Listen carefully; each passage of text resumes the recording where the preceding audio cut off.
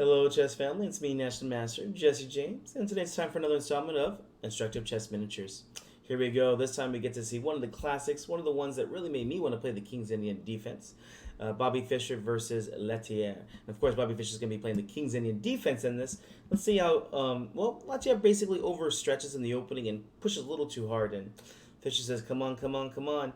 And after Letier pushes too hard, Fischer just destroys him in this beautiful small chess miniature. Here we go. Let's take a look at this game.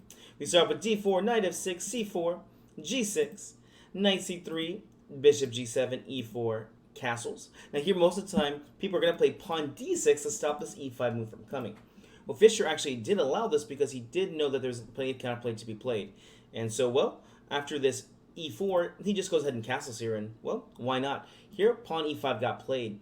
And unfortunately for this, this actually does not do too well in many games because although you have a very strong center here, this whole opening idea for black in the King's Indian is all about undermining the center. And, knight e8 is actually a very good move here. And typically, computer hates King's Indian, giving it like a, zero point 0.5, if not 0.9 advantage the whole game through. And already here, it gives it as equality. So that does say a lot about this opening. After e5 got played, knight goes to e8, of course. You don't want to jump to h5 here. That'd just be silly. After g4 here, the knight's just trapped and, white's just winning. So knight e8 gets played. Looks like a strange move, but, where else do you put it? Pawn f4 got played. And here white's very confident because they have this beautiful pawn mass. Let's see how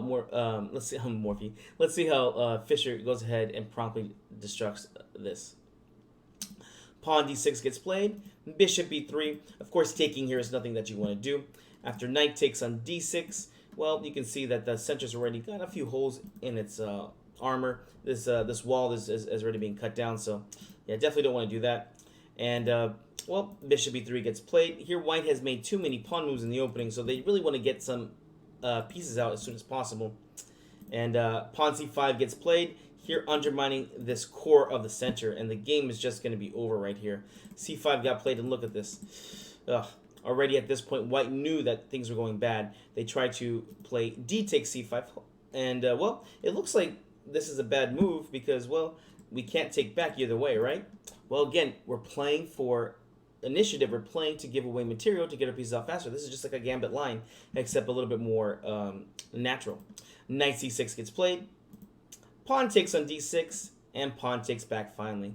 And at this point, yes, white is up the extra pawn, but it's not going to help out because, again, look at the pieces. They're just not out and about. e5 is now the new target. Knight to e4 here. Again, at this point, Letier knows that taking back on d6 is just utter destruction. After knight takes d6, rook e8 is coming. And, oh gosh, what do you do here? Knight f3, rook e8. Now this is hanging. I guess you can try something like king f2. I mean, gosh, this is just being, oh my gosh, this is just being terrible. Rook takes, king takes, and queen b6 check, and yeah, this is just too much for him. So here he tried to play knight to e4, hoping to make some queen exchange, to do a queen exchange or something.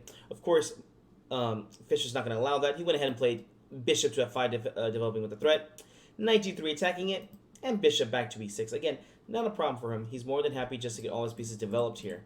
And look at this. White, again, only has the 3 pieces out. They made another mistake, moving the same piece twice in the opening. Knight f3. And, we want to take on e5, but we don't want to trade queens here. So simple chess. Let's just move the queen out the way. The queen went to c7 here, again putting pressure on e5. And now white went ahead and played queen to b1. An interesting try here in this position that does not work out well at all. Again, if you take on d6, you're only helping them out. Knight takes on d6. And now we're just going to be, putting pressure on c4. And the rooks are coming to the center here. This game will not last long. So white went ahead and tried queen b1 here with the idea if after pawn takes, you could play pawn to f5 here. Now this queen b1 idea, maybe not the best, is something that you can play. But after this f5 move, the game is over quite fast. Pawn to e4, exclam. Of course, you could just play the main line here with g takes on f5, and after knight takes on f5, bishop takes f5, queen takes f5, the knight comes to d6 with a tempo. And although your king side's a little messed up, it's not going to matter too much because, this king has nowhere to go. f5 is probably coming, e4, f4. Castling queen side here is probably one of the best ways to play here for white, but you can already see that, there's just too much compensation over here, and there's too many open files here. So the attack will be pretty swift here, especially with Fischer with the black pieces here. So e4 got played, a nice little tempo move.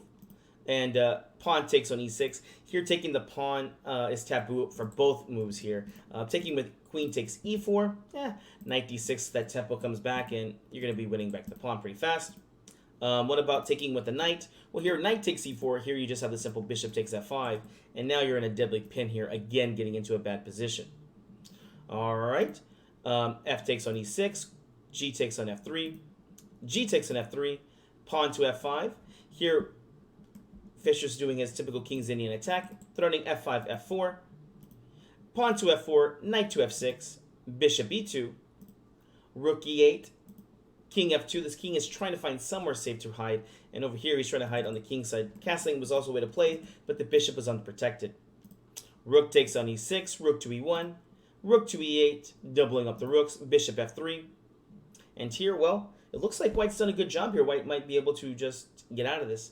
Unfortunately for him, Fischer has a beautiful combination coming. Rook takes e3. Rook takes e3. Rook takes e3. King takes e3. What's going on here? All right, black to move. Hopefully this will echo in your mind forever, as it has with me so many years ago after I first saw this game. Black to move and win. Can you see the idea? All right, hopefully you found it. Here was queen takes f4 check. And, well, at this point, White went ahead and resigned, as there's nothing good to do here. Of course, you have to ask yourself, why can't we take? Well, hopefully you see that if king takes an f4, well, checkmate in 1. Bishop h6 here.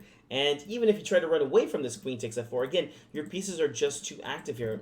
And you know, Fischer can use his minor pieces like the best of them. If king to e2, knight d4 check ends the game real fast. What about king to f2? Well, knight to g4 check gets played. And yeah, these knights are just going to come galloping in and just destroy everything in their path. King to d4, again trying to hold on to this bishop. Knight d4, and there's no good way to hold on to this bishop. Here, queen h1. What do you play here? Knight g4 check, and I guess you can't go g2 here because queen takes f3, right? And well, there's nowhere to move to defend the bishop, so it's just game over. Well, guys, hope you enjoyed this very instructive King's Indian game by Fischer. I guess you know now you can play in the opening. After this, you can try to play this idea of just castles instead of playing d6 the main line, and hopefully they'll fall for it and play pawn to e5, and after knight e8 you can play d6 c5 and just destroy their center. Alright guys, we'll see you in the next game. Bye.